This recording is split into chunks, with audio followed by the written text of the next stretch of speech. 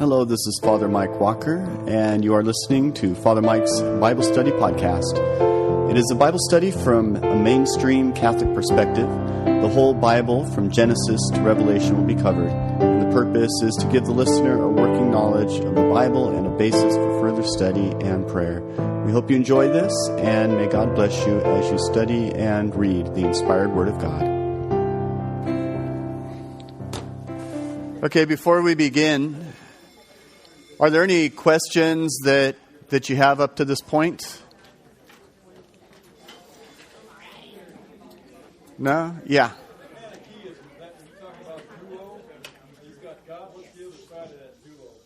Okay, when I'm talking about dualism, and that'd be like the Persians with their Zoroastrianism and then Manichaeism, and many of the mystery religions in the early centuries of the church, that was kind of the competition. They also had these mystery religions. They tend to do, they take entities and they divide them into good and bad. So you have good and evil, you have light, you have darkness, you have soul, you have body. Sometimes they would have two gods. So they would have the good God and the bad God and the evil God. And that even goes back into the ancient world. To a certain degree, Satan is not a God figure. He's an angel, a fallen angel. But you do have, in the Christian sense, this idea of good and bad, and a being connected with good, God, and a being connected with evil, Satan, and that's very real. But in other religious traditions, they take that further, and they have the understanding that there's the God of good, and then there's the God of evil. And so, like Mazda, I think the Zoroastrian one was Mazda was the God of light, and he was the good God. And then there was an evil God as well, that they were always in conflict with one another. And when there were problems that would happen in the world, it was because of their conflict. Now, the problem with dualism in general is philosophically, it's hard to understand. And this is what Plato, Aristotle, and the classical Greeks came to an understanding. The classical Greeks, when they were doing their philosophy, came to the conclusion that there can't really be many gods, and there can't be a dualism either, because there has to be one that supersedes and creates, and so Aristotle refers to it as, the unmoved mover. There has to be, a single source, because if you have two, then you say, well, who created the two, and how did the two come into existence? But if you have one eternal God that is before time and space and everything else, then that holds up philosophically, whereas you have multiple gods, it doesn't really hold up in the same way. There would still have to be this one. Later on with Plato and Aristotle and their influence, Plato probably more than Aristotle, the Romans at the time, it was very trendy to have philosophies that were talking about this one, what they call like nous in Greek. But Plotinus, for example, he was one that talked about everything emanating from the one. And one of the problems with this historically in the church was that because they had this idea of the strict oneness that was necessary philosophically, they had a hard time with the Trinity. Because although his God is one, he's three persons. And so then you have people influenced by this philosophy like Arius, who came up with Arianism, which describes Jesus as being the highest of all of God's creation, but not equal to the Father. So that's a consequence of philosophy, but it's a consequence of taking a philosophical system and putting that above the gospel.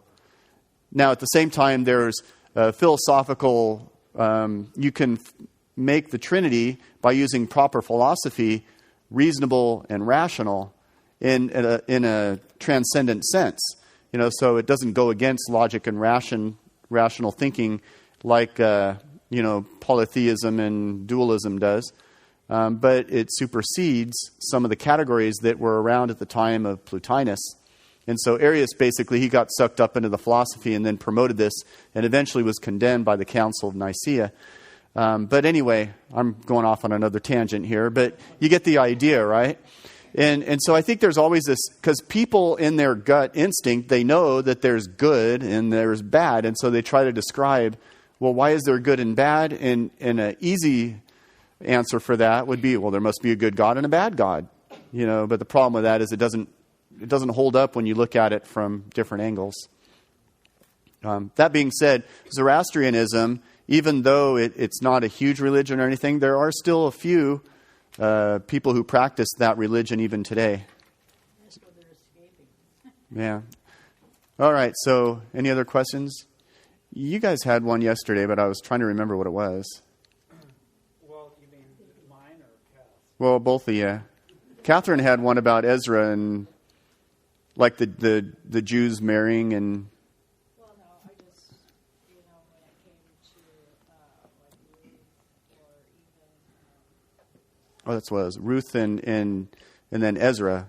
It was quite different because they embraced the Israelite religion, and then Ezra, that was all I was saying. Okay. Yeah, then last night I talked about when Ezra came back from the Babylonian exile, there was the temptation to assimilate with the pre-existing gods that were in the area, the Canaanite gods and the Samaritans, and having a synchronistic type of worship. And Ezra and the Jews that came back from Babylon, they wanted to maintain their identity, their culture, and their faith. And so that's the reason why they were saying you can't marry outsiders. You have to marry Jews, because they were afraid of the outsiders influencing and corrupting the proper Jewish religion. The book of Ruth gives a different description, and they think that it was written at the same time that this was going on with Ezra, post-exile. And Ruth was talking about this faithful Moabite who ended up becoming, through her faithfulness and accepting the Jewish ways and then moving back with Naomi, that she was a heroine, even though she was an outsider, because she was brought into the Jewish faith and she was faithful. And she ends up being one of the but David becomes a descendant of hers. And so this shows that, if God favored Ruth in a way that David comes from her, then who are we to exclude foreigners who might want to become good Jews? But the difference is, the Jews have to be strong enough to keep their identity and their culture and their religion and not be tainted and influenced by the outsiders. And so Ezra was taking a hardline approach, whereas the book of Ruth is saying, well, there may be people that would become good Jews, and therefore they should be encouraged. And what's interesting about this, it seems like Ezra and his policies were somewhat necessary at the time, even as harsh as they seemed, because they needed to preserve their identity after something as traumatic as a move back to their homeland and rebuilding and all this.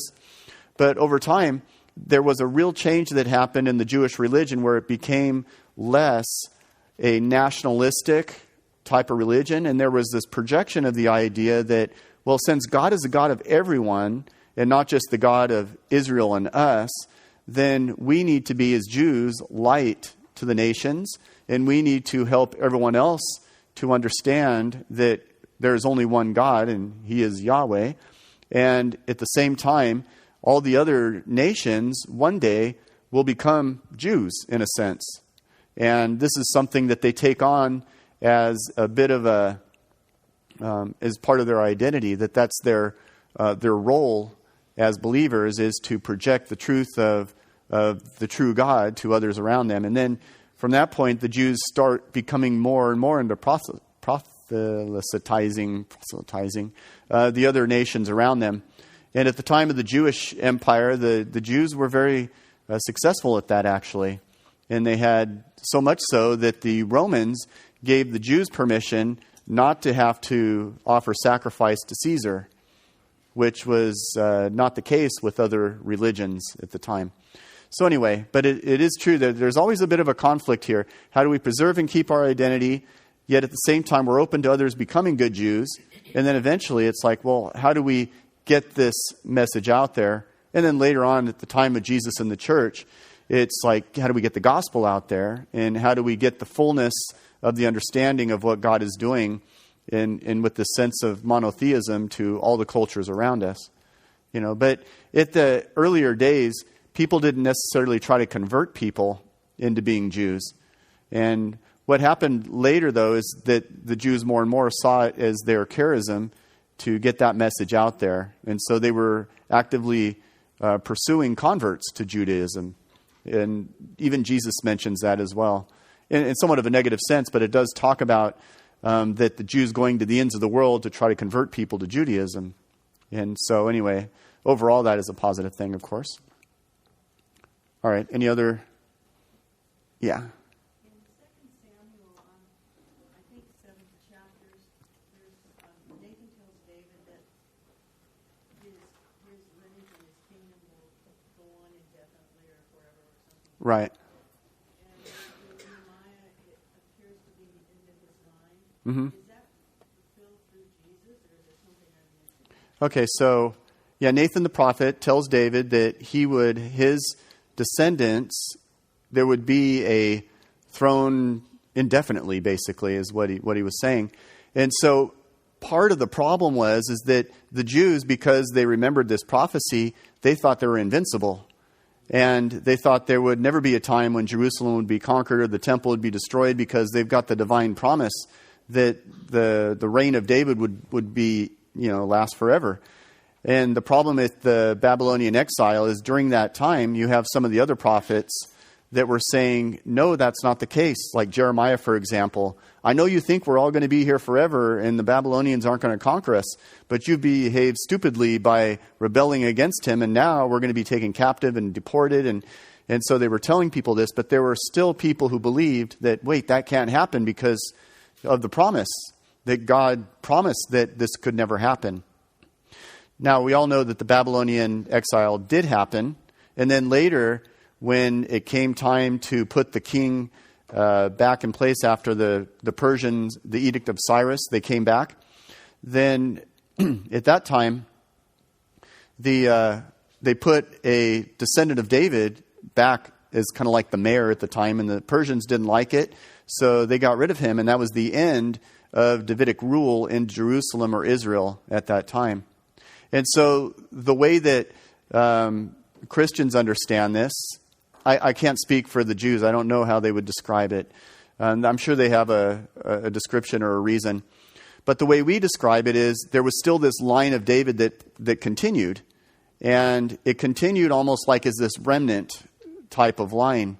And then Jesus, who is a son of David, he is part of that lineage of David. And because he is the Messiah, he is the great king. And then his kingship does last forever. And so we as Christians would look at that promise of Nathan as being fulfilled in Jesus, and then his kingdom does last forever. And when there's the continuation of Jesus who sends the Spirit to be with the church, and I will be with you until the ends of time, it just shows that he's got this eternal kingdom. And even at the end of time, when you have the new heavens and the new earth, we still have that eternal kingdom that goes back to David. Because Jesus, they always refer to him as the Son of David, which is a kingly title, but it's also a messianic title. All right. Any other ones? Yeah. Has anyone been able to do like a genealogy if they're all actually connected by blood, or is it just kind of the theory that because they called him the son of David that he was? Well, Luke and Matthew both have genealogies. The question was, what about the genealogy of Jesus, I'm assuming, right? So Luke and Matthew both have genealogies that connect Jesus to David, but there is a slight difference. You've got, on one hand, you've got one starting with Abraham, and then on the other one, you have it starting from Adam and Eve. So, interestingly enough, we'll get to some of this in the New Testament, but the genealogy of Matthew goes back to Abraham because Matthew was written primarily for a Jewish audience. And so Matthew the evangelist was trying to show that there's a connection between Jesus going through David all the way back to Abraham. And then he's got it divided up in a sense. In Luke's gospel, he has a genealogy as well, but it goes back all the way to Adam and Eve, showing, there's a genealogy or a connection going all the way back, not only to Abraham, but to all people, which would include the Gentiles, because it goes back to Adam and Eve. John's gospel does it in a different way. in the beginning was the Word, and the Word was with God, and the Word was God.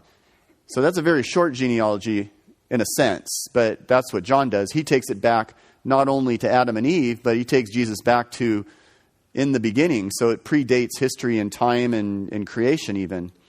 So anyway, 3 approaches to that. The literal genealogies that we have with Matthew and Luke don't exactly match, and there are some different theories about why they're not exactly the same. But what it does show is that Jews consider genealogies very important, and they like to show their ancestry. And actually, they kept some pretty good records to a certain degree. And whether Jesus was a descendant of David, literally, I think he was. And the genealogies, I think, show that tradition. But the problem is, how are you going to do that when we don't have archaeological evidence and written records that go back that show it in a strict sense? But anyway, it does show that Jesus goes back to David through these genealogies. But on his mother's side. Yeah. Well, you also got Joseph, though. Yeah. I thought Joseph was from another tribe. Well, keep in mind that Joseph, we'll do this stuff in the New Testament days, but so we always say the adopted, like Joseph is the adopted father. Now I'm saying this. Jesus is, like Joseph adopted Jesus, kind of. What do we call him? The stepfather or something like that. In the Jewish mindset, that if you are the father and you take this son, Jesus, into your house, you're not the foster father, you are the father. So they never would have made any distinction between Joseph being a foster father. That came later on, and it just showed that he didn't have relations with Mary, and then, she gave birth, that he wasn't the biological father, but he was, according to the law, the father. All right, but we need to get back to other stuff, I suppose. Are there any other questions before I move on here? Everyone's good? All right, so let's look at Maccabee. Rosie, we did Esther. All right, so we're going to look at 1st and 2nd Maccabees. 1st and 2nd Maccabees are part of the Deuterocanonical works. They were written later, and they were written in Greek. And they were written at a time that was dealing with that, as I mentioned before, the Seleucid Greeks that came down and conquered the Ptolemies, and in consequence of that was the Israelites who were there at the time, or the Jews, I should say, that were there. Yeah. All right, so Alexander the Great, he died at 32 years old. He was pretty young when he died, and he had no plan for dividing up the kingdom afterwards. So the generals did that, and the struggle between the Seleucids and the Ptolemies for the different areas and lands, since Israel was right in they were the borderland, then eventually the Seleucids came down, they conquered the Ptolemies, and as a consequence, they were in control of Israel now. And for the first emperor that came, it wasn't that big a deal, because he okayed the Mosaic Law basically.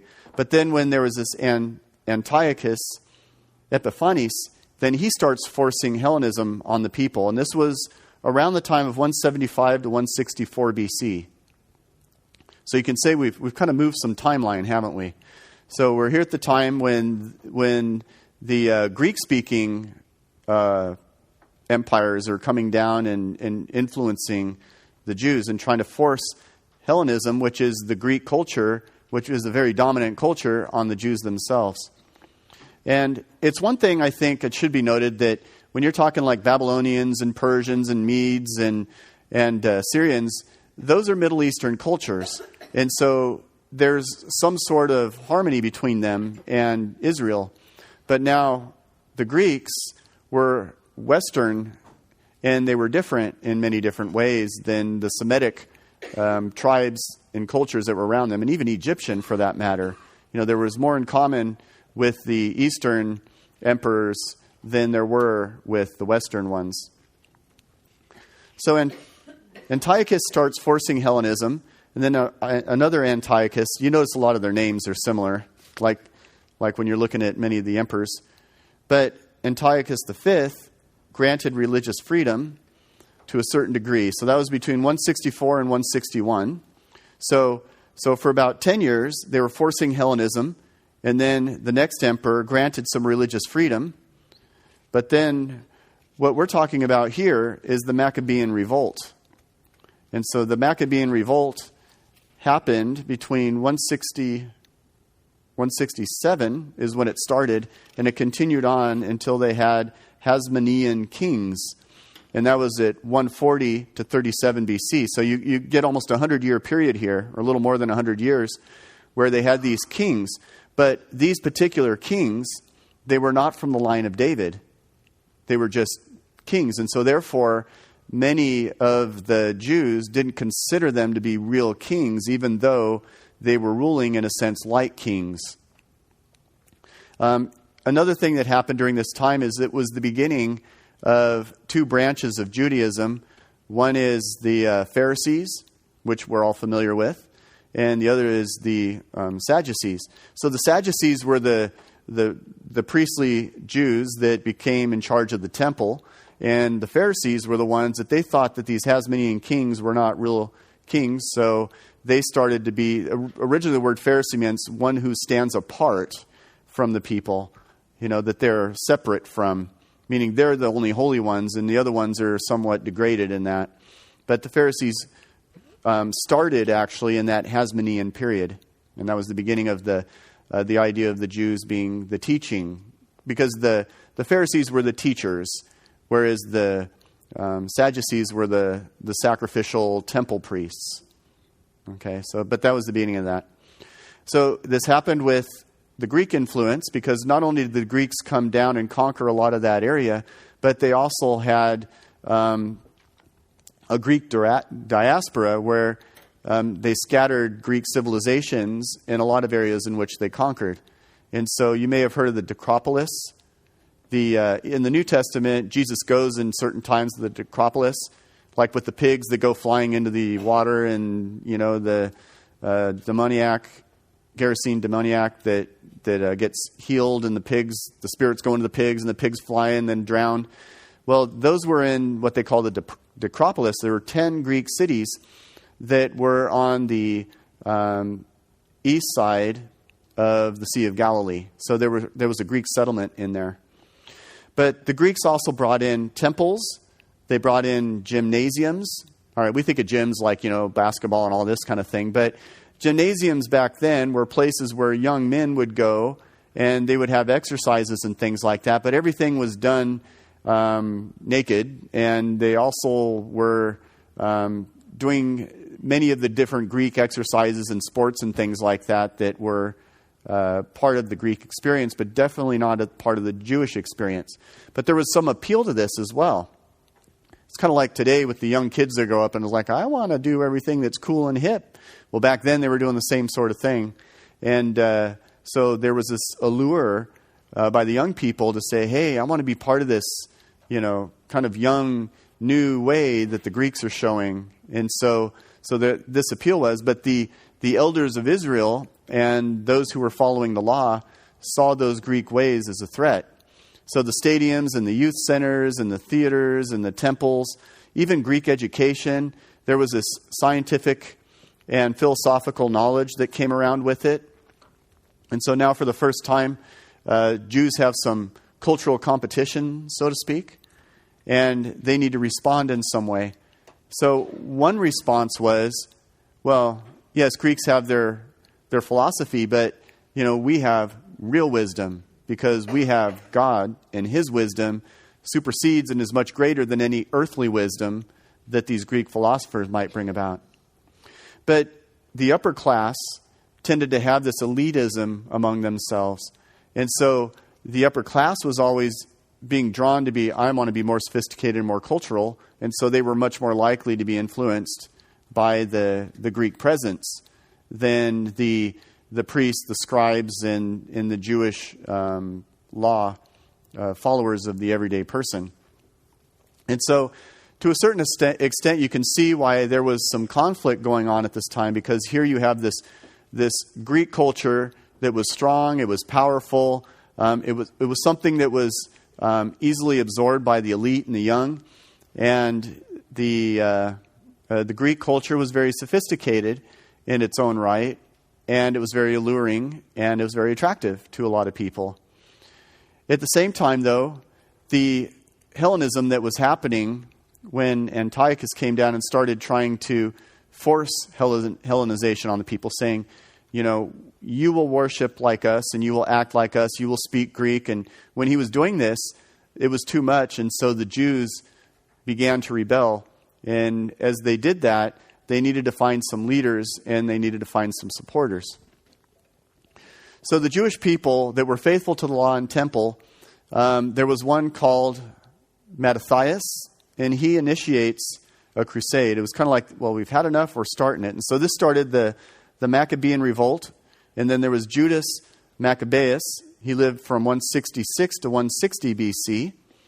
And from chapter 3 to chapter 9, it goes through and starts showing these Jewish victories. So against all odds, because really the Greeks were very, very strong and powerful with their armies and with their military tactics. Yet the Jews, who had no real good weapons and they had no good tactics, and they just started a revolt, and they started winning these victories. Eventually what happens at the end, when in 160 BC, they come to win enough of these battles where they have autonomous rule. And so now they want to reconsecrate the temple. Now, one of the reasons they had to reconsecrate the temple is because one of the things that the Greeks did is they turned the temple into a Greek temple. And so they sacrificed a pig, for example, on the altar, which would have been abhorrent to a Jew. The idea that you're sacrificing an unclean animal, and a pig of all things, on the temple altar. The other is that there was another tradition was that there was a statue of Zeus that was brought into the temple. And so, of course, Zeus was, one of the Greek gods.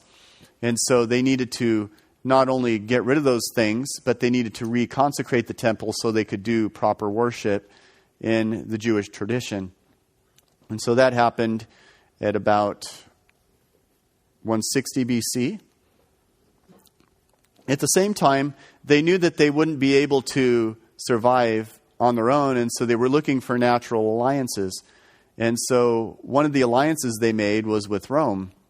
And you'll see that they actually have a pretty glowing description of the Romans. They're saying, they're noble people, and they're going to help us, and everything's wonderful. And they're going to regret that, of course, in another 100 years or so. But at least at this time, they're starting to set those political alliances that will be the downfall eventually when the Romans come in.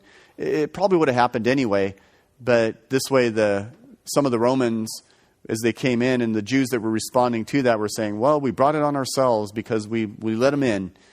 So there's that mentality that comes with it. So Judas Maccabeus' brother, Jonathan, he actually became the leader between 160 and 142 BC. And at that time, that was the beginning of the Pharisees and the Sadducees. So both of those two became part of that. Also, at the same time, you've got Simon the high priest. He becomes high priest and governor between 142 and 134 BC. And anyway, he was assassinated by the son-in-law of Antiochus IV.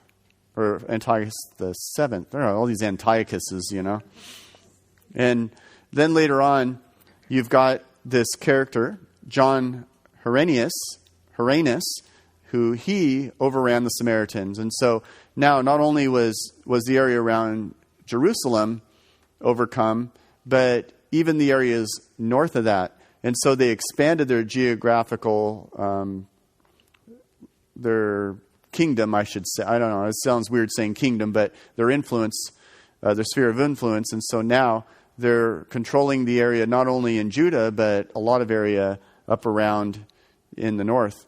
And this is going to be part of the reason why there's this tension in the New Testament between the Jews and the Samaritans. Because when John Hyrcanus went up north, he was brutally suppressing a lot of the Samaritans, which created a lot of bad blood between the Samaritans and the Jews.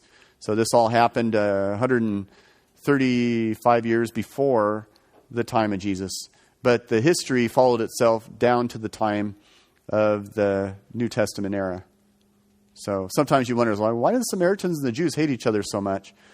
Part of it was the Jews considered the Samaritans half-breeds and people who fell away from true worship of the Jews. The other reason was for these political reasons that happened during that Maccabean revolt. All right, so you've got 40 years from Antiochus Epiphanes to the death of Simon in 134, the succession of John Hyrcanus in 134, and then that was going to continue up until the time when the Romans came through, and that was the end of that. So in First Maccabees, it talks about the problem with the nation is a consequence of sin, that there needs to be this fidelity to the law and following the law in a very strict manner. And then the author of Maccabees is a Jew who was living between 130 and 100 BC. So he's looking back, probably 60 years or so and describing this history and then relaying it in his own time. And this also is the trying to preserve the Jewish culture with the strong Hellenistic influence. And so all this was going on. Now, 1st and 2nd Maccabees, it describes this, but the influence of these different Greek works do work their way into other books, like the book of Daniel, for example. So when we get to the book of Daniel, you'll be able to make these connections a little easier, and you'll say, oh, well, that's why Daniel's writing the way that he in certain parts of the book. All right, so 2nd Maccabees. Okay. So 2nd Maccabees covers the time frame of the first 7 chapters of 1st Maccabees. And so it's from the Seleucids coming in and conquering in 175 BC, the death of Nicanor, he was a Seleucid general, 161 BC, and then you've got the Maccabean campaign that was helped by God after that. Incidentally, that Nicanor, you can go online and do a search on him, and they've got coins and stuff that has his face on it. So you can see what he looks like even to this day. So the point of 2nd Maccabees is a little more reflective. And it talks about the persecution that the Jews were suffering is a way for God to bring his people back to their senses before their sin and ruin, which would have happened. And so it was almost as if God allowed their persecution so that they could rise to the occasion. And by rising to the occasion, they would re-own their identity as Jews and they would practice the true faith. Also, it was there was always an interest in the Jews in Alexandria and the connection with the Palestinian Jews. And so that's mentioned in the very beginning as well. Remember when I talked about Alexandria, especially in northern Egypt, became a settlement of Jewish and Greek Jewish followers because they were part of that Greek culture, but they wanted to maintain their Jewish identity. One of the questions that was asked while we were on break was the diaspora of the Jews. And the question was, is the diaspora, does that refer to the scattering of the Jews when the Assyrians took over? Or the Babylonian exile when they went down and they were moved off into different areas? But for most people, when they talk about the diaspora, it may include that to some degree, but what it really is referring to is Jews that moved and settled in other areas in the known world at the time. So they settled, for example, in areas around southern Turkey and mostly coastlines. So they had southern Turkey, they had some areas up around Greece and even over in Italy, northern Africa, and then all the way over to even some theories talk about it like over even to Spain. So they settled in the Mediterranean areas, and they, instead of just moving and accepting and assimilating into the cultures in which they moved, they wanted to keep their identity, and so they lived in groups. And originally the word ghetto means that like small groups of the Jews that lived there. And Alexandria was one of the larger areas of the diaspora Jewish cities. So they kind of like colonized in a sense. And that's typically what they refer to when you talk about the Jewish diaspora. At the same time, they wanted to keep those connections, though, because if you're a Jew and you're living in Alexandria, you still want to have a connection to the temple in Israel and in Hebrew and all this sort of thing. And so people would come on pilgrimage, and they would come up into Israel and they make sacrifices at the temple because the understanding was the temple was the only real place you could do sacrifice. And then in the time of Jesus, that was the case as well. People would come from all over the Roman Empire to make a pilgrimage back to Jerusalem so they could offer sacrifice. And that's where the Passover was. Yeah, and it was part of the Passover that they would be doing that as well. Okay, so getting back to 2 Maccabees. So you have the sanctification of the temple. You have the death of Antiochus Epiphanes. That's chapters 4 through 10. And the installation of the Feast of Dedication. Okay, so after they reconsecrated the temple, then they had the feast, and that feast was, or what was, okay, now I just lost it, but the Hanukkah. Yeah, so the Feast of Hanukkah goes back to the rededication of the temple in the Maccabean period. So anyway, I don't know if I'm the only one that happens to. It's like where I'm talking and all of a sudden it just disappears. So during Christmas time, when the Jews celebrate Hanukkah, that's celebrating and remembering the rededication of the temple during that Maccabean period. It also has, in 2 Maccabees, you've got some good stories. So you got the story of Eleazar, and that's chapter 6. This was at 164 BC. And this is kind of like when enough is enough. They were trying to force him to eat pork. And for a Jew to eat pork in that time was basically, you know what, you're going to be giving up your religion. And so symbolic in eating that pork is denying your religion, and he was not willing to do that. So he was martyred, as well as the 7 sons were martyred, and the mom even gave a speech that, well, son, if you got to go, it's a good way to go. Another thing that's good about the book of Maccabees is it does discuss some common Jewish understanding and thought. First of all, it talks about the affirmation of the resurrection of the dead, and especially among martyrs, that if you go to your death for your faith, there is the resurrection afterwards. So now, instead of it, well, even before this, but it clearly describes that in the past, if you die, you go into the ground, and Sheol, or Hades is a Greek word, and you're just kind of the shadowy underworld, where now it's talking about, no, there's going to be a resurrection. So there's this idea of life after death, and it's very explicit. There's also the understanding of the spiritual fruits of martyrdom. And then there's also an understanding of intercession of the saints, chapter 15. And there's also affirmation of the positive value of praying for those who have died. So that's chapter 12, 38 through 46. So it talks about these different experiences which are very Christian in nature in a sense, because a lot of those practices, praying for the dead, the afterlife, intercession of the saints, it didn't come out of nowhere. It was something that was rooted in the Maccabean time. Well, is that Yeah. because the influence of the other cultures? I mean, the concept because the Jews didn't believe in a hereafter. Well, the Jews believed in a hereafter, but they didn't believe it. Well, the question was, is that a consequence of other cultures? And so there is undoubtedly influence when it comes to other cultures, because it's not like Israel existed in a vacuum. But keep in mind, I've been talking all along about this development of theology, where things that may have been very primitive in their initial understanding become more developed and more explicit. And so life after death is one of those. And so it's just become explicit at the point. And it may have helped that the Greeks, yes, they did have their bad points, but they did have a developed philosophy and described life after death in a way that made sense, so the Jews could incorporate part of that philosophy into their religious understanding. So part of that makes sense.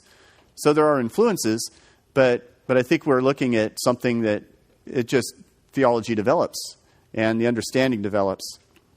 Yeah. So just to be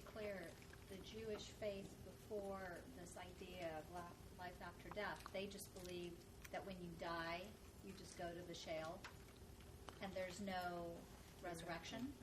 Well, they didn't explicitly believe in the resurrection, but there are hints of it.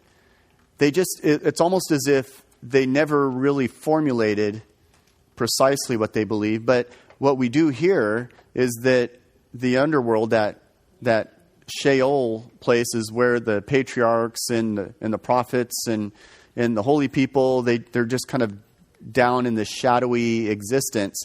But they never clearly defined what that meant. And it's hard to get a handle on it when you're reading it, because it's not quite the idea of they're in heaven, but it's not like they cease to exist either. And so some of this is the vagueness that we have to just kind of struggle with to a certain degree. So the way that I tend to explain it is they just never defined it. So they may have had an intuition, they may have had an understanding, they were using some of the cultural descriptions that they had at their disposal during the time. And in the cultural world that they lived in, which was mostly Semitic, strongly influenced by Mesopotamia, was that the way that the earth was created and all that, they had this underworld place that they called Sheol, is where when people died, they would live in this shadowy existence. But that was different than the Egyptian understanding of the afterlife as being a whole new world where they come to and, live in almost like they did while they were alive. But it develops. So over time, they become more and more into the reality of the resurrection, and there are bigger and bigger hints, and this is just very explicit. So where that transition took place, probably around the time of the Babylonian exile, and then sometime afterwards. The influence with the Persians as well as the Greek philosophy helped. So, yeah. Maccabees 1 and 2, are those in the Protestant Bible? Maccabees 1 and 2, they're deuterocanonical works. They're not in the Protestant Bibles. But they were part of the Septuagint. They got worked into the Septuagint. The early church used them and accepted them. And eventually, when the New Testament canon was connected to it, they connected those books as well. Jerome, when he did the Vulgate translation, included these works as part of what he called the deuterocanonical, the second canon. So it was included in there as well. But one of the reasons, by the way, that Luther didn't like Maccabees is because it talked about the value of prayer. It was a good and holy thing to pray for the dead. Luther didn't like that because his concept of salvation was it's solely based on grace, and it's based on my faith, which is interpreted as more trust. So I trust in Jesus and he saves me. So these other prayers of people and stuff like that don't really make much difference. There's not much need for communion of the saints. And it would take a whole long time to explain that, but that's one of the reasons why Luther didn't like some of these books, is because in this period of time it showed, for example, it showed intercession of the saints and praying for the dead, which goes against what would later become his rejection of the whole concept of indulgences. And indulgences doesn't mean you pay so you go to heaven or anything like that. That just means it's the temporal purification process that gets done away with while you're on your way to heaven. So it's the whole purgatory thing. People think of it as like a separate place. They misunderstand that. But purgatory is basically the process that happens from the point of death to the entrance into heaven, and how God makes you holy. Luther said that you're not made holy. He says that you're called holy and you're covered. But when you're in heaven, you're still the sinful person that you are, and none of that gets taken away. You're just called holy, and you're covered over with the mantle of Christ, and that is where justification happens. Whereas Catholics say that when you're in heaven, you are made holy. You are intrinsically changed, so your sinful inclinations no longer exist. Those are done away with. That is the purgation process. And when you're in God's presence, you are holy. You're not God or anything like that, but you're holy. And you don't have sin, and you don't have an inclination towards sin or anything like that. That was the reason why Luther did away with indulgences. It was a consequence of that. The connection between being made holy, indulgences, praying for the saints, and all that actually goes back to this kind of stuff that we're talking about today. It's a historical thing that happens, of course, centuries. 1500 AD is far removed from any of this, but you can see where there are consequences that happen. Can I ask a question about the Pharisees? How did they look at it? Or were they more advanced in the concept of the hereafter? Pharisees believed in the hereafter. They believed in heaven, and they were very explicit, and that's part of the Maccabean time, that they were explicit in the idea of life after death. The Sadducees didn't, as you all probably know. They were sad, don't you see? So the Pharisees were fair, don't you see? The Sadducees were sad, and they should have been sad. They only took the first 5 books of the Bible. They didn't believe in heaven or angels or anything like that. So, okay.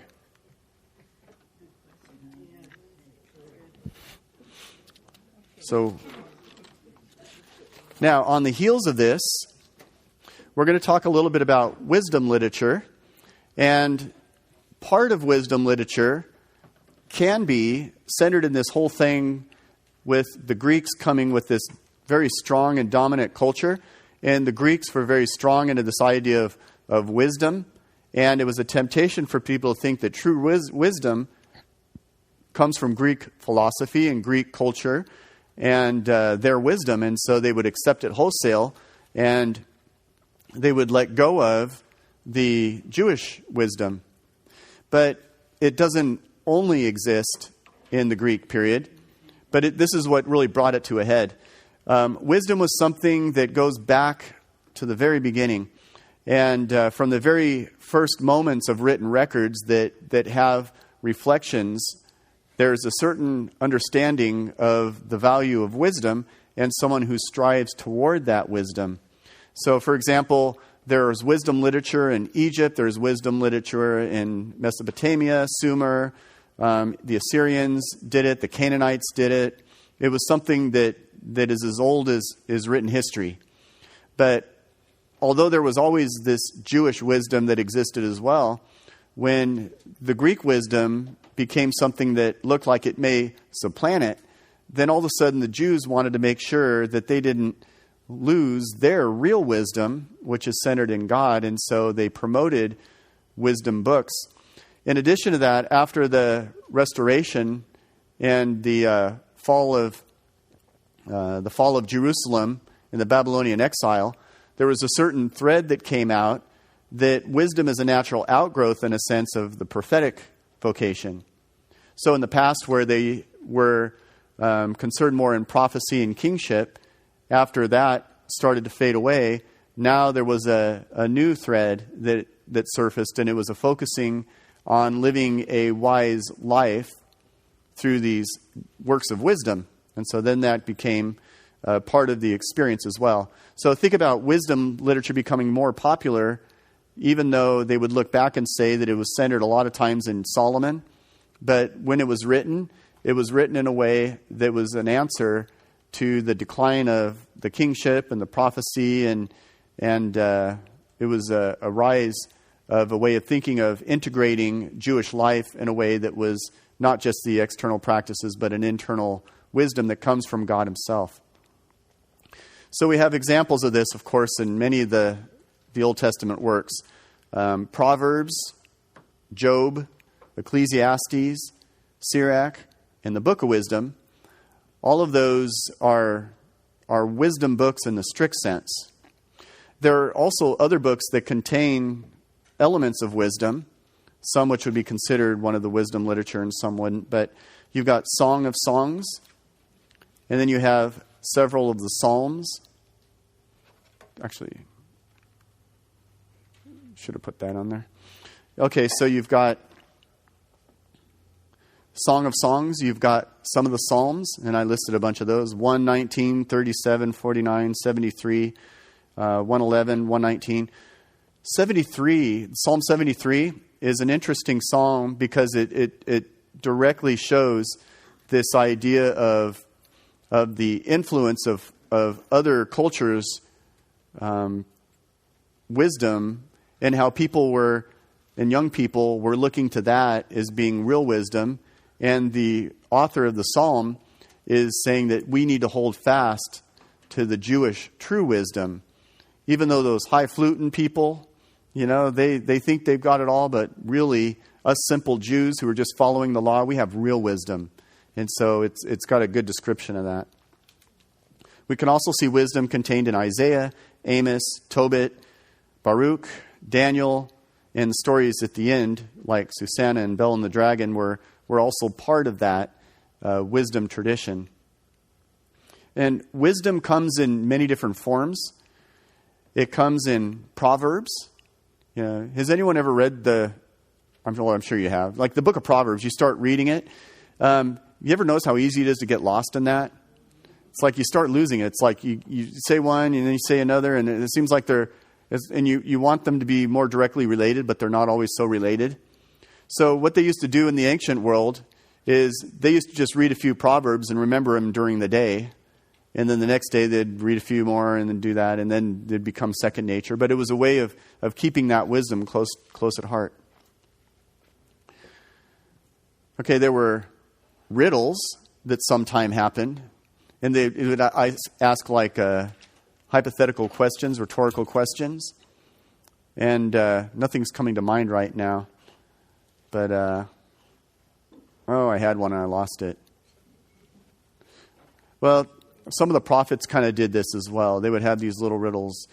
And who among you, blah, blah, blah, does not see, and then there's the lion howling in the wilderness and not think, that he killed something. I'm missing it, but there's those kind of riddles that they ask questions that the answer to the questions reflect some sort of divine wisdom.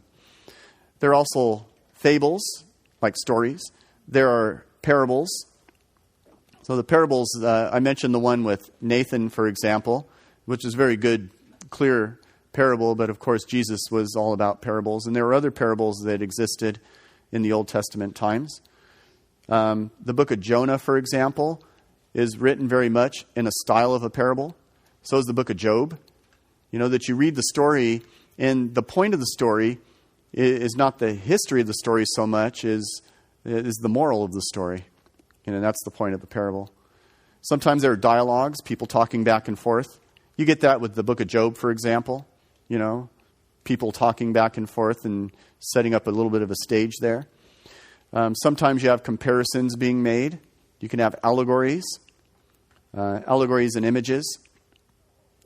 So allegories are something that, you all know this from probably your English class. Similes are, the kingdom of heaven is like, and then they'll describe it, so you've got a connection there.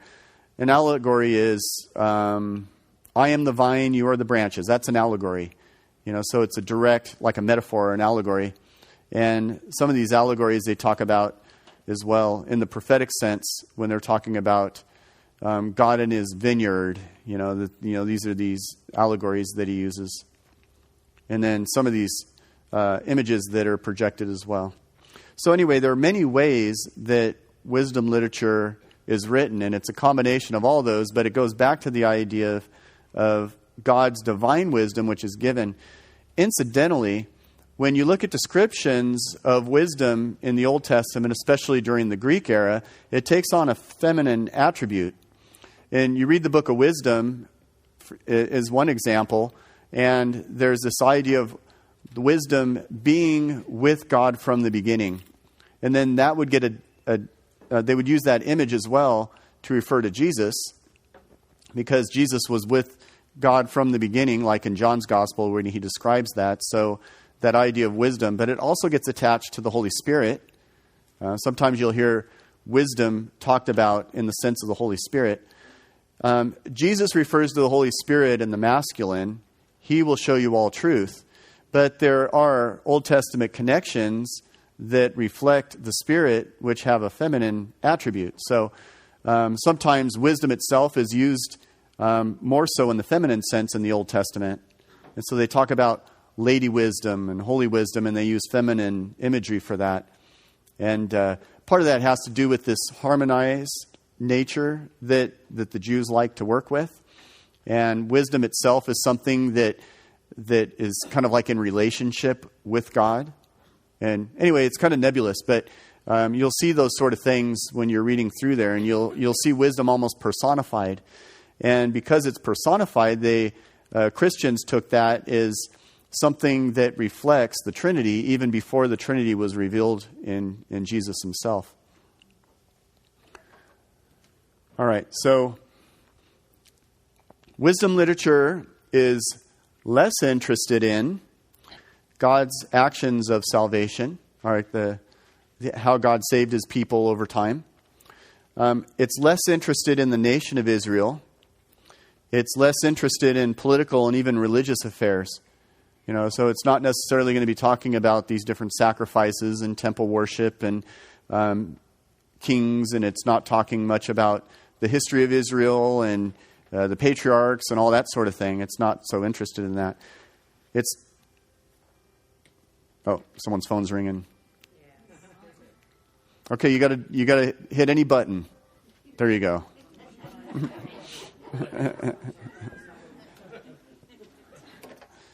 Yeah, where's the any key? Okay, so wisdom literature is less interested in history, genealogies. So there's not this real idea about connections in our ancestors and that sort of thing. It's less interested in specific rituals, rules, and regulations. So those sort of things are not the most important thing. What they are more interested in is problems in life. All right. I think to a large degree, this is what kind of the modern sensitivity as well. Why is there suffering? You guys never hear that, right? God is good. Why is there suffering? Well, the good news is Job's going to talk about that. He only gives one take on it, though. All right. So anyway, why is there suffering? Why is there injustice? Why is there inequality? So why is it that certain times in Israel's history it seems like everything goes well, and other times it doesn't go well? The Deuteronomistic authors tend to have the idea that their suffering is pretty easy. It's because people sin. Sin, suffering. God punishes, people repent. And when people repent, life is good. And, so this was kind of the general idea. But then you still have these problems like Josiah. Remember the good King Josiah, who reformed and got rid of all the cultic practices and restored the law, and everyone agreed, and he agreed that they were going to do this and they were going to be faithful. And then in the end, he still died in battle, battling what he thought was an insignificant Egyptian mercenary army. And Assyria was weak, and he thought that since Egypt was going to come up and conquer at that time Israel, they said, well, we can take them. And then he dies in battle. And so you're reading this thinking, and this is at the end of the book of Kings, well, wait a minute. I thought that if they do everything right, they follow the law and they dedicate themselves to the practices, and nothing bad would happen. Yet King Josiah dies in battle fighting like one of the lesser armies that Egypt ever would have brought about. So why is that? So these are good questions. Why is there that kind of suffering that seems unjust even? And why is it that sometimes things go well and sometimes they don't? And it seems unrelated often to what was really happening. Well, these are questions they're trying to answer. Why is there evil in general? And yeah, what about that Adam and Eve? Anyway, but yeah, there are those questions like, why do these things exist? And then in addition to answering those kinds of questions, there are other ones. So what is the secret of life? Why are we here? What's the meaning of life? How should we act before God? And what does God expect of us? And how are we in relationship with God? And what is our relationship with creation and God and one another? And so wisdom literature tries to address those kinds of questions. It's more interested in universal questions that affect all people, not just Jews. So most people can read wisdom books, and it doesn't necessarily have to tie into the idea of being Jewish or Christian even. Those are mostly universal questions. In the Catholic Church, we have this description of that. It comes from scholastic philosophy, but it even goes before that, even in the classical philosophy like Augustine, where they talk about this natural law. And natural law is, there's a natural moral law that it's on our hearts. And there's the way that the world was basically put into being, which if we are following the natural law, it conforms to God's law, whether we're specifically Christian or Jewish or not. One example of this is, they would say natural law is marriage. There's a natural harmony that exists in a complementary nature between a man and a woman who get married, and then they have offspring. Because of that, that's kind of built into the natural law that marriage is something that supersedes Christianity and Judaism. That idea of complementary nature is built into creation itself. And so, therefore, you don't have to be Christian or Jewish to understand the concept of marriage and the complementary nature of men and women and having children. So this is an example of natural law. In the same way, this wisdom literature tends to be in that realm as well. It's addressing universal questions, and it's trying to give universal answers, even though oftentimes it's addressing them in a Jewish cultural context. All right. They are interested in seeing God in creation, seeing God in actions, and seeing God in life. And so it's that idea of the immanence of God in all things. So there are two different aspects of God and the nature of God. And keep in mind, like the Old Testament, we're talking about many different books written over, about 1,000 years or so. And so you have a hard time using the Old Testament alone to say that this is always the take and this is the angle that God takes in the Old Testament, because there are threads and there's that pattern that begins and continues through, but there are different takes on it. Like you're taking the light and you're shining it on different aspects and different ways of understanding things. So seeing two aspects. One is that God is immanent. So our very lives, for example, depend on God, that we would cease to be if God didn't preserve our life. And so He is immanent in our lives and in our actions, and He's in relationship with us, in relationship with creation, relationship with our world. And then there's also God is transcendent. God supersedes creation. He's greater than creation. He's greater than our world. He's not defined in a pantheistic sense where God is just contained in all things, but He's not above all things. So you've got this kind of tension there, but you've got both aspects which are true, and actually Christians and Jews both believe this. Well, most, I should say, that God is immanent and God is transcendent, both at the same time. One way to look at it is like the incarnation. So Jesus is human and divine, but He's both at the same time. All right, not to get too far off on that sort of thing. But the wisdom literature will look at it from those different aspects. So it's seeing God in creation, actions, and life. I mentioned that wisdom was common as a literary genre in the Middle East. And I'll give you a couple examples.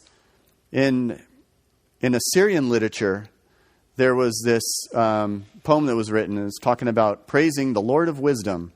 They're saying the Lord, not Yahweh, but, one of their gods. And saying, if I walk in the street, fingers are pointed at me. My own town looks on me as an enemy. My friend has become a stranger. In his rage, my comrade denounces me. So it's kind of talking about the problem of injustice and evil. In a sense, you'll notice similar things in the Psalm. The worlds conspire against me. And, this idea of, even though I'm trying to live justly, it doesn't seem that other people respect that. And so anyway, that was just a Syrian example. There are also Egyptian examples. And this is the instruction of the vizier Ptah Hotep. Anyway, if you're one of those sitting at the table, I like this as a proverb, right? If you are one of those sitting at a table of one greater than yourself, take whatever he may give when it's set before your nose. In other words, be a good guest, So we use that one, not specifically, but when I was in my first year in seminary, we spent 2 summers in Mexico, and we'd have these youth groups that would come down from the United States. And the one thing I would tell the kids is like, look, wherever you go, you have to accept their hospitality.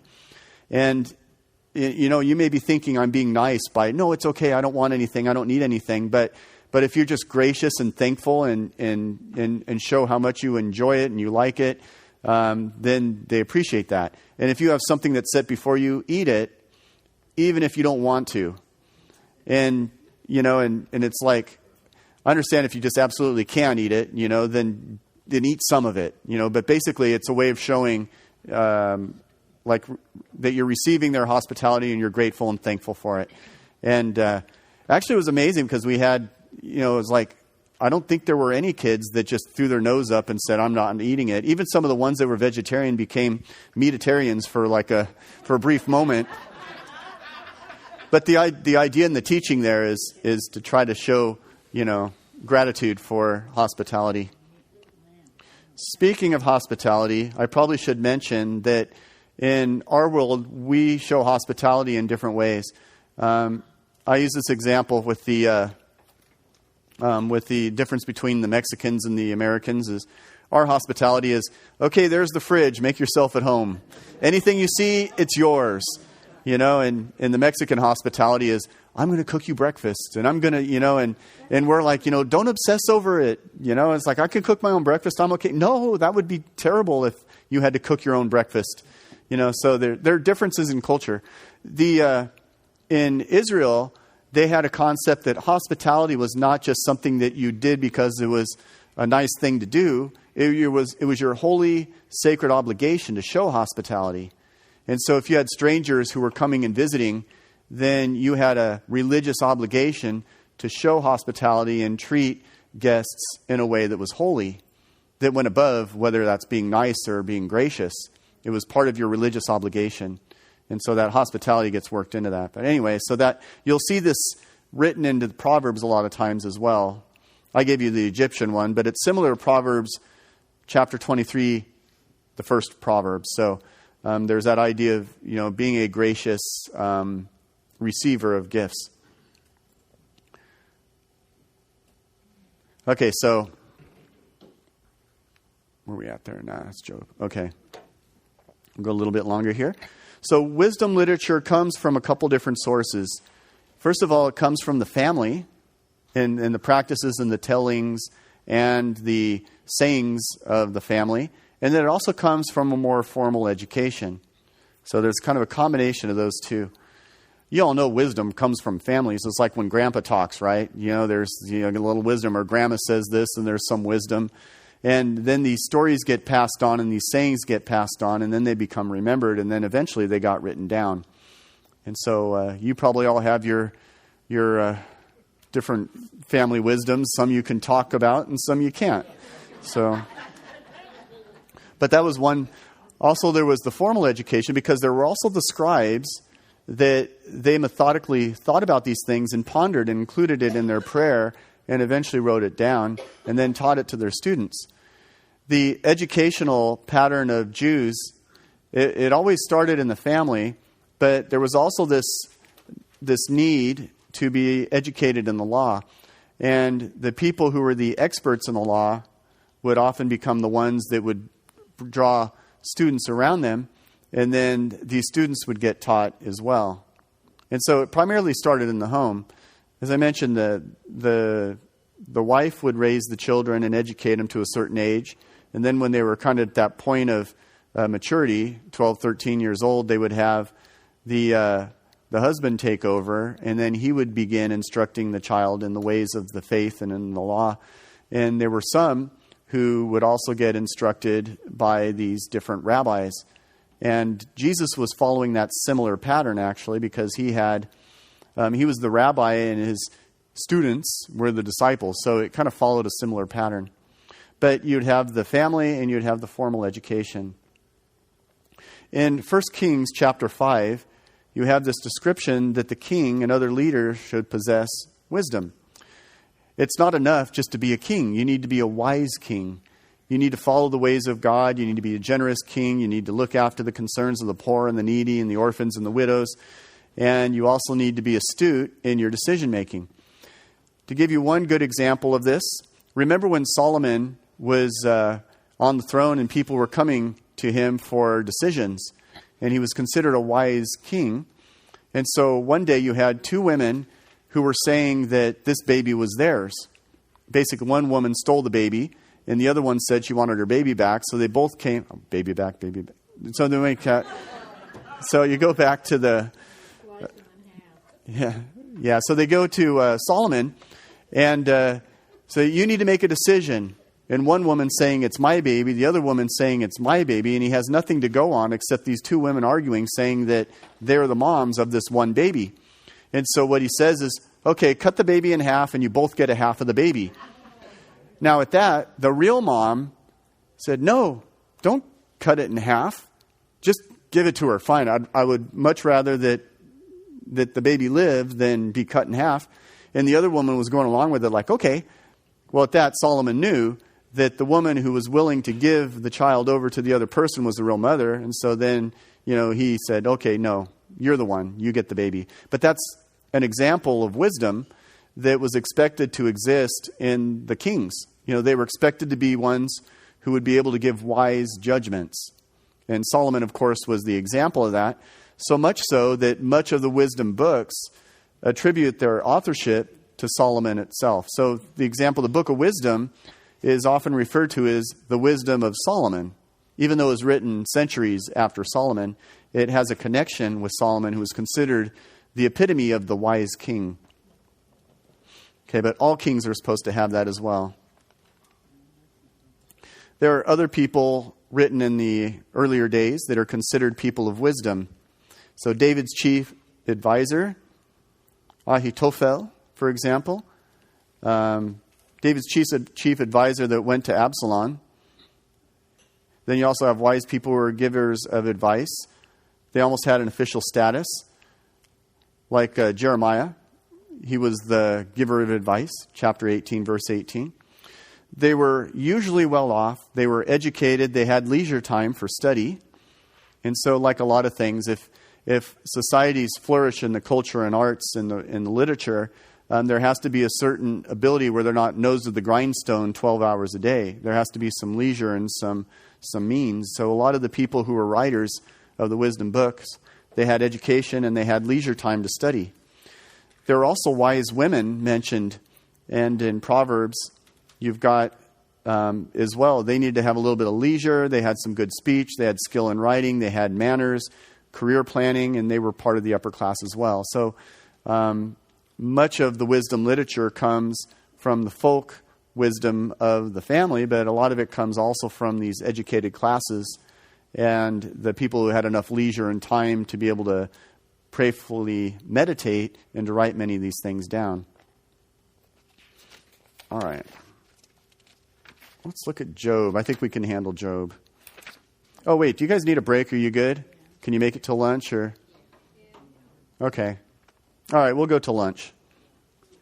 Actually, what was it? It was, the pastoral council meeting in Shady Cove. I was on a roll. We were going through the pastoral plan and made it through a couple of the parts. And then we're supposed to go, it was an hour and a half. And so at an hour and a half, I was still ready to try to get another couple done. And they all look at me with those sad eyes. I'm like, all right, you remember. At the very end, it's like, all right, it was 8:30, time to go, I guess. All right, let's look at Job.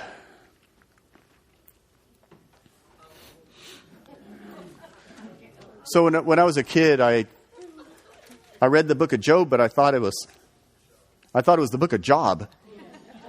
Yeah. So at one point I said, Mom, you ever read the book of Job? She's going, yeah, but it's Job. So, all right, let's look at the background.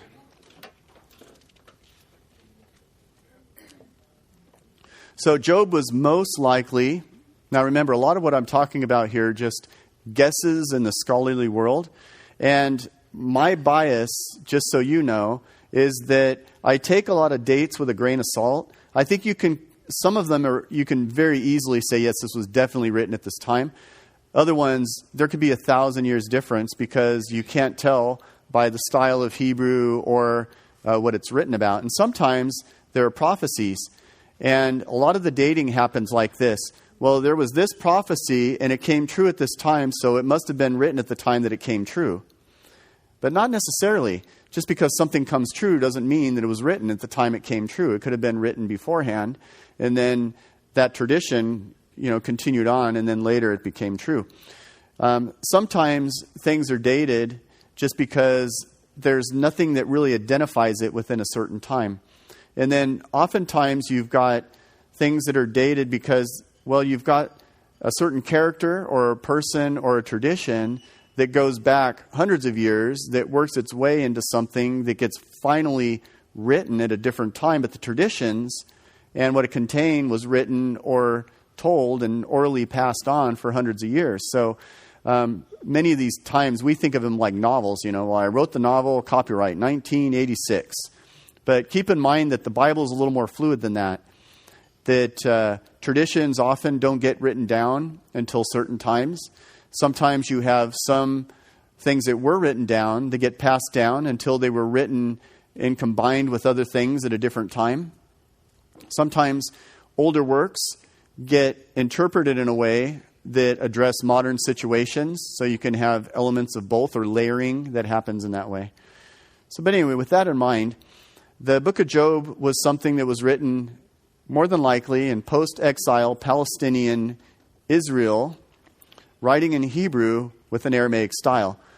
So we can say this is post-exilic and probably in the Persian period because it's got an Aramaic style, even though it was in Hebrew.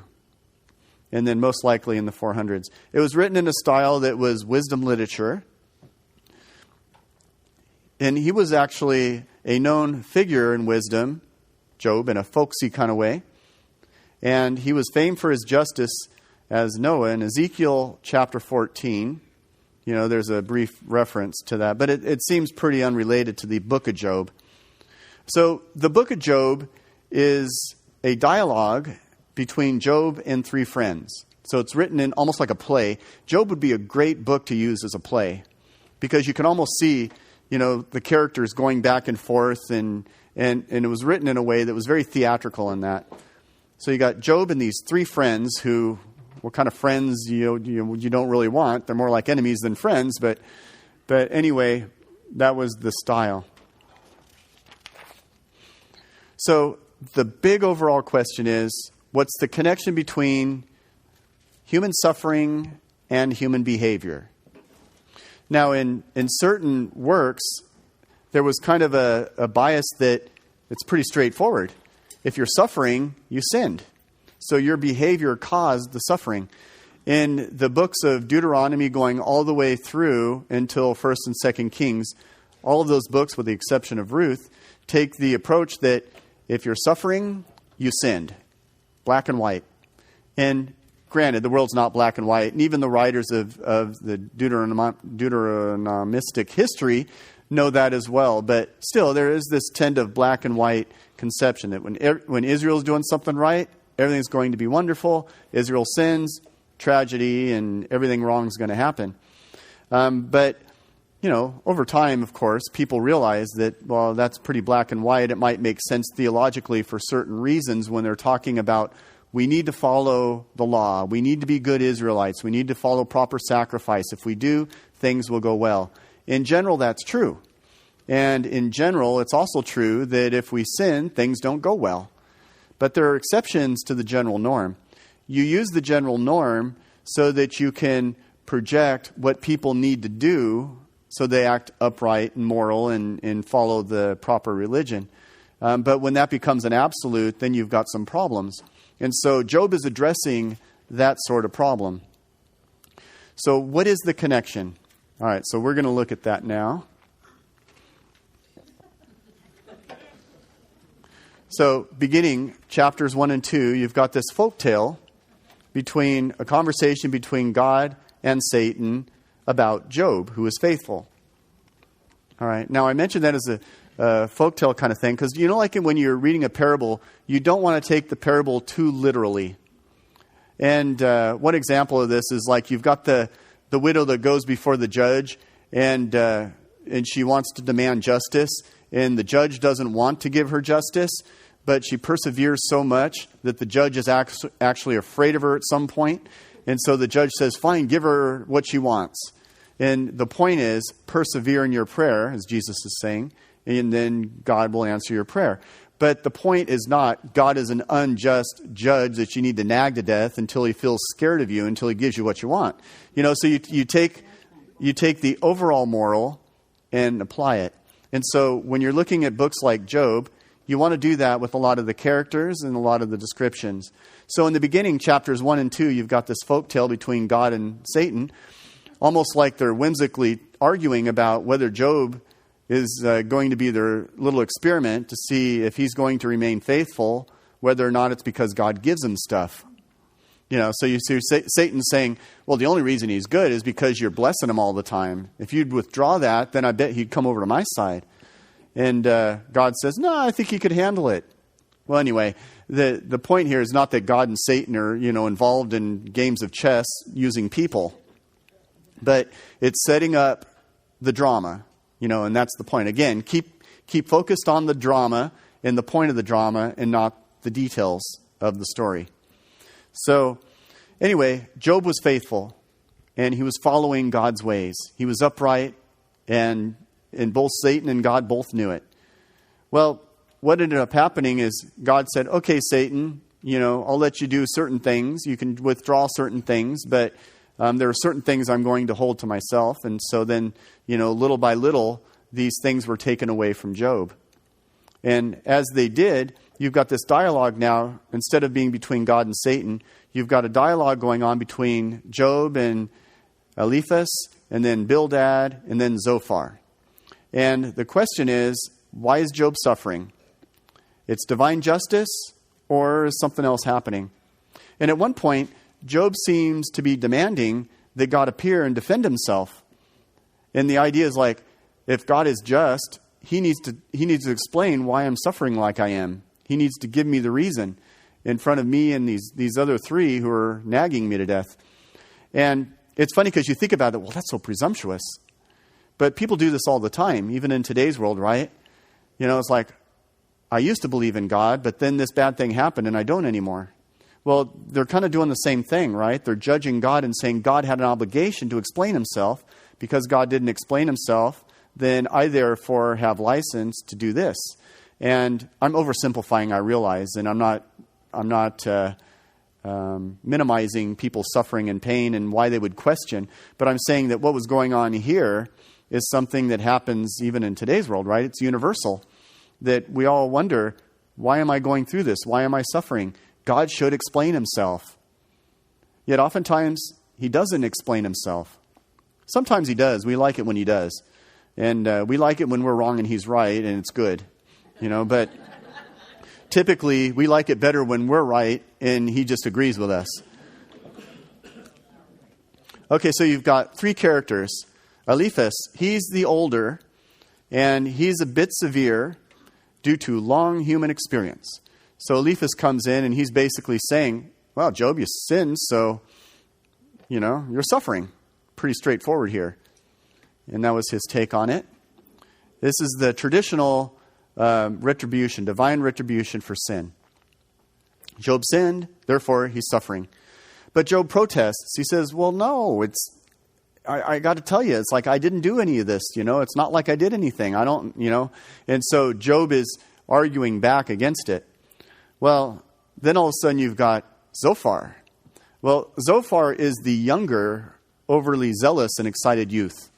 We don't know any of those, right? So this is like the know-it-all young guy. No, I'm the good Jew, and I'm going to tell you why you're suffering, because you sinned and you won't admit it. So admit it. And so you've got this character of representing kind of the young, cocky, arrogant religious person. Now that's a warning, by the way. Both of these are warnings for us, because we don't want to be the old man who thinks he knows everything and is going to tell everyone else what God does and says. That we've got to be a little humble, even in our old age. The other is, we don't want to be the young kid who, I'm so new in my faith, I know everything, and I'm going to tell everyone else what they need to do, and I'm going to tell them how to do it. And there's a certain arrogance and cockiness that goes along with that. Young priests are good at that. They kind of come out of the blocks, and they're going to save the world and tell everyone what they need to do. And they don't always have the pastoral experience to know how to handle things. And so they overreact or underreact, and so there has to be some humility. Humility does wonders for priests as well as people in general, right? So anyway, we got Bildad. Now, Bildad is the eloquent speaker. So he's the representative of the person who, whether or not he says anything different or not, he sure says it well. But all three of them, they're using a more traditional answer, but they're still saying basically the same things. You sinned, therefore you're suffering. So in this, chapters 32 through 37, you got Elihu who challenges Job and his friends and defends God and demands that they submit to God's control. And then chapter 38 to 40, you've got God answering and saying he's beyond human understanding, and Job's demands for justice are arrogant.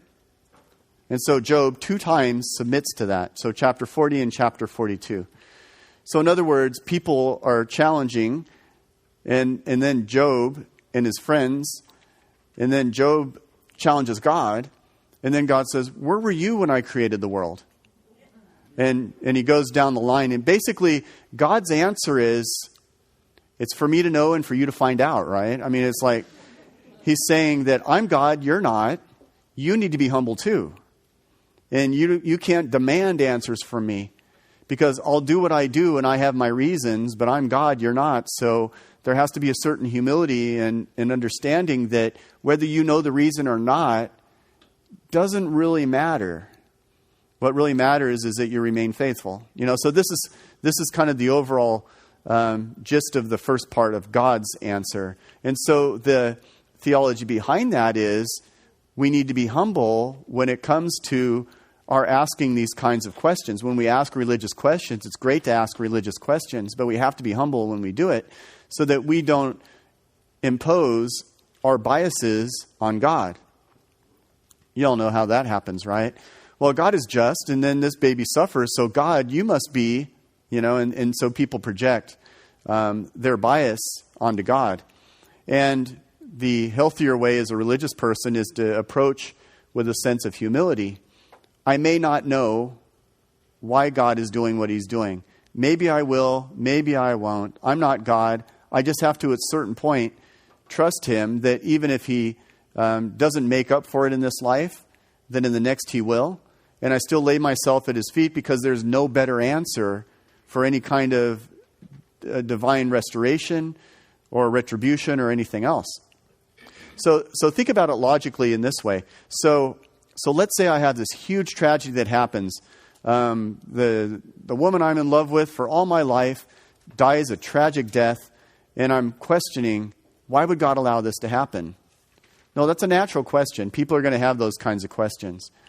Well, I can respond to that in various ways. I can stick my head in the cloud and ignore the question, which isn't really very good. I can blame God, which might be okay in the short run. I think we do that naturally. It's like God could have stopped that and he didn't. There is some truth to that. Another way to do it is to say, you know what? If God were just, he never would have allowed this to happen. Therefore, I don't believe in God. And another answer is, well, I have no idea why this happened. It'll never make sense to me maybe in this life. But one way or another, I do have the promise that God said that he will make things right, even if I have to wait until heaven for that to happen. And so in the meantime, I just have to, is the best of my ability, to trust him and be faithful. Well, the last option's the hardest, to be honest with you. But the last option's the best option because it's the only one that has some positive response. Because if there is no God, then there's never a resolution to the problem. If God is a mean, angry God, that's not a good resolution either. And if I just stick my head in a cloud, then I'm just going to be suffering and I'm never going to resolve it. And so, anyway, a lot of these things go back to the idea that God says, well, I'm God, and you just got to try to take it and understand it. Even if you understand or if you don't understand, I'm still God and you're still part of my creation. So that's part of that God's answer thing. Where were you when I created the world? All right, but in the very end, chapter 42, God restores Job to his greatness, and God attacks his friends for accusing him. So we all like that part, right? So in the end, everything's restored to Job. And then these holier-than-thous who were telling Job what he needed to do and why he was doing it. And you need to repent, and you need to say why, and you need to be honest. And, in the end, though, God corrects them. So that's a lesson for churchy people in particular, that we have to be careful when it comes to our ability of telling people why God is doing something to them or for them or whatever else. That we have to be humble and not put ourselves in God's position, but to, at this point, you think about what would have been the best use of those friends is being present to Job during his suffering. And there's something to be said about being together at the side of those who are suffering. And if you read between the lines, that is contained in the book of Job as well. That his friends were there to be there with, show compassion, to be with someone who is suffering. We don't necessarily have to give them all the answers. That ministry of presence is often more important than what we say and what we even do. How are we doing? I got a little time. Okay, so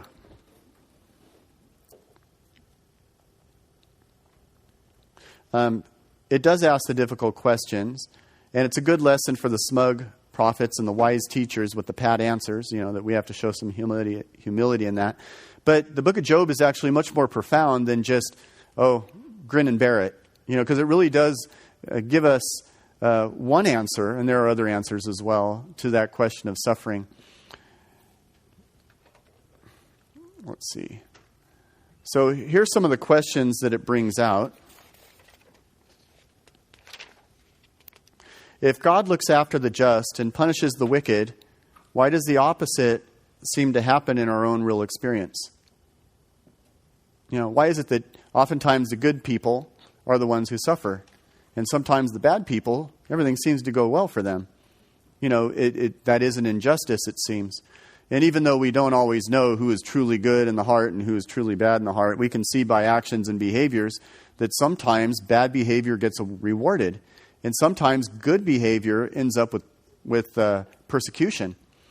One example of this, look up at the what happened there in Roseburg with the killings at the community college. So you may or may not have heard this because it wasn't in the news, but before each one of them that was shot, he asked them, it's like, are you Christian? If you are, say so. And if they said they were, he shot them. And if they weren't, then he didn't. And so that's not being rewarded for standing up for your faith and showing good behavior and standing by your conviction, because you're being killed for it, right? So the question would be, well, why didn't God stop that from happening? And why was it that the good people who were holding up and standing up for their faith were getting shot, while the other ones who may have believed or may have not didn't? And who knows where we would be in that situation? If someone says, you either stand up for being Christian, and if you do, I'll shoot you, what would we do? I mean, you'd be thinking, well, wait a minute, I got my family and stuff, and yes, I'd be lying, but, and this stuff crosses through your head. And I would say, you know what, take me down, I don't care, because you're not getting that over me. But we're not in that situation, we don't know, so we have to be a little humble in that too. But that is a point. And then you look at one of the reasons why a lot of these people do that sort of thing is they crave celebrity status, even if it's notorious. And so the worst thing you do is you turn people like that and you plaster their picture on everything and you say, oh, look what he taught and look what he believed and look what he did. And the best response is to ignore the person, ignore anything he said or did prior to that, so that, yes, there was a guy who did this, he's dead, end of the story. Because then that keeps the copycat criminals from following the example. Yeah, they get the press and then they kind of follow it on. The guy wants to be famous after he's dead. That's nuts. Yeah, it's more important for him to be famous after he's dead than to be alive even. So, but anyway, the guy's mentally ill. We all understand that. But anyway, these are the kind of questions that we're dealing with. And it's like, why is it sometimes, good is not rewarded and evil seems like it might be? And then why do people who are evil prosper and honest people don't get ahead? It's like, well, wait a minute, this guy's cheating on his taxes, and and he's doing this and that and everything, and everywhere he falls, he can fall into a pile, and he comes out smelling like a bed of roses. It's like that kind of saying. It's like there are some people, it just seems like everything comes easy for them, and other people, they struggle their whole lives. And every time it seems like they're just about ready to get there, then all of a sudden another tragedy happens, and then another tragedy happens. And people like that. You may be people like that. And but I think there comes a certain consolation by saying, no matter if things go well for us or don't go well for us, there's a bigger story to this picture than we on this side of heaven understand. And so Job addresses that to some degree. How will one who is faithful find answers to why things happen or what it means about the relationship with God? I mean, that's another good question. So if we are faithful, how do we find answers? Where do we turn and who do we look for? And when we're looking for those answers about our relationship with God, and when it comes to, our deeper yearnings of the human heart, where do we find those answers? Of course, the pat answers are, well, you'll find them in the Bible, you find them in church teaching, and you find them in prayer. And all that's true, of course. But there is a certain struggle in that, because even in prayer, that you may find peace and you may find a particular answer for a particular situation, but you're not going to find an answer to every situation by going to church teaching and the Bible and prayer. The best you can hope for is that you may get answers to certain things, but oftentimes you'll find yourself at a place that you just have to be at peace knowing that this is where you're at and God still loves you. And, and are you okay with that? So at any moment we have to figure, what if we were Job? What if everything were taken away from us and we were in a situation where we had nothing? Would we despair, or would we still turn to God and trust in Him as our only hope for any kind of resolution and restoration? And, it's the whole thing of the martyrs, It's like they place their trust in God, and in the end, God saves them, even if it's not in this life, but in the next. So it answers the questions. Do we question God's goodness, wisdom, or ways? And if we do, maybe we should look at that a little differently. What gives us the right to expect God to explain everything to us? Does God have to explain anything to us? Well, we say no, but we want Him to. It's human, right? We are human beings. Where is true wisdom given? Is it from God? And is it given to us? Will we ever have true wisdom? Answers to these kind of questions. All right, so here's one of the answers, chapter 28, verse 28. No one can find the way to true wisdom. Only God knows absolutely true wisdom. In other words, we can tap into it, but we won't be the fullness of truth. Only God is the fullness of truth. The best we can have is that God reveals His truth to us in a way that we can have a share in it. But we'll never be absolute possessors of everything of it, because we're still in a human world and in a human existence. Chapter 42, verse 5, God reveals wisdom through reverent worship. So that's a nice little inclusion, because it does show us that our practicing of the faith brings about God's wisdom and reveals it to us. So it's not like, well, let's go do our motions and worship and our stuff like that, and then we'll have to leave church and everything and then think privately about what God's wisdom's about. Because God reveals Himself and His wisdom through proper, reverent, humble worship. And He reveals that in this sense as well. There's a poem in chapter 28 on wisdom, and that poem is kind of a nice little reflection on wisdom as well. That it's almost apart from the story. It's not Job or his friends, but it's just an idea about wisdom in general. And so that gives you a decent introduction to the book of Job, but it also talks about divine wisdom in general. And the book of Job is one of those books that really gives a good context for that whole theme. All right, so in the next 5 minutes before lunch, any questions about anything or even unrelated things? Yeah.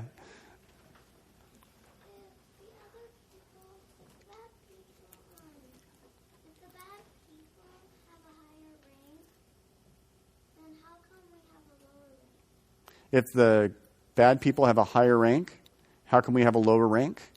So does that mean, like, if bad people can have more power, position, money, and stuff like that, and sometimes we don't, right? Yeah, of course, this comes from the youngest one in the crowd, right? So, but Job's kind of talking about that, and the bottom line is that there can be a connection that happens between our decision making and what comes our way. So if I sin, then I can suffer the consequences of sin, and sometimes the bad things that I get in this life are a consequence of that. Sometimes it's not. Sometimes just bad things happen. And it's part of the bigger question about why does God allow things to happen in the first place? And does God have to explain to me everything that happens that I don't agree with? And Job's answer to that in this particular book is that, well, God has his reasons. And to a certain extent, we have to trust that in the end, his justice will prevail, like it did at the end of Job. And so sometimes that's the best we can do, is we just have to say, I just need to be who God wants me to be. I need to be just. I need to be faithful. I need to be the person God wants me to be. And regardless of what happens around me, I'm going to persevere in that. And so that was one of the lessons of Job. Of course, the bigger answer to that question, of course, implies free will. And, why is it that God gave us free will in the first place? Because if God would just say, you know what, I'm going to make everything absolutely dependent on people's actions, then we would lose free will. We would no longer be able to choose God because there would be no decision making in the process. It would just be all totally evident. And we do know when we're in heaven, God is totally apparent. He's totally evident. He's totally present. And so we don't have these types of dilemmas in heaven. But while we're on earth, we have free will. We can choose God or we can choose not God. And if we choose God, we have to deal with the consequences of choosing God, which means that sometimes the world isn't fair. So you've probably heard that at some point, right? Like, life is not fair. I've heard that since I was a little kid too. It's not fair. Life is not fair. Well, it's kind of true. Sometimes you study for a test, you take the test, and you don't do well. And it's like, that's not fair. I studied for it. And all the pictures don't match up to what I studied. And then there are other times when you don't study and you ace the test. Well, that's not fair either, but we don't seem to care about those not fair. So, it's a good question, though. Okay, any other ones out there before lunch? Or are y'all just kind of getting a little more hungry? Okay, so I'll just do the little prayer before lunch, and so that way all our food will be blessed. Thank you for listening to today's podcast. May God be with you and continue to bless you as you continue to deepen your love of God's Word in your prayer and in your study. If you would like further information, please go to our website at shepherdcatholic.com. You will find some notes and some references and additional things to help you in your love of the Scripture. May God bless you.